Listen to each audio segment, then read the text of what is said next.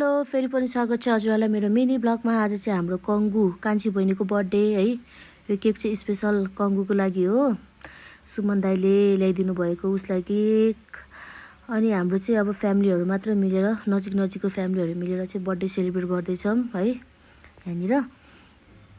अनि एकदम खुसी छ कङ्गु चाहिँ केक देखेर। अनि यो बच्चाहरू यति चकचक गर्ने होइन, यिनीहरू यति चकचक गरिरहेको थियो कि कुरै नगरौँ। यहाँ बुनेर मेघना पनि आउँदैछ।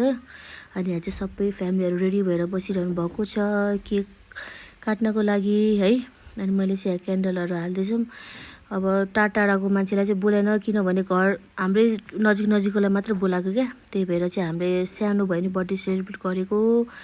अनि जाडो महिनाको बेलामा झन् यस्तो जाडो भइरहेको थियो।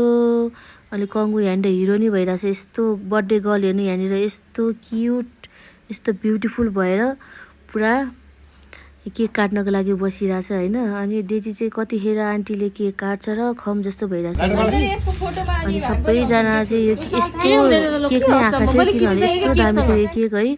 अनि एकदम मिठो पनि थियो क्या यो केक है। त्यही भएर अनि त्यसपछि यहाँ हेर्नु यहीँ पेमा र दिदी काम यति सेतै हिउँ जस्तो बनाइदिएको थियो सबैजनालाई। ल हेर्नु त्यहाँनिर दुईजनाको काम यहाँनिर है। हामी सबजनालाई भुतै बनाइदिएको थियो पुरै स्प्रे नै स्प्रे पारेर। तर जस रमाइलो पनि भएको थियो है। त्यो बर्थडे गर्ल हेर्नु न मेरो केकमा सबै पऱ्यो स्प्रे भनिरहेछ क्या। अनि हुन पनि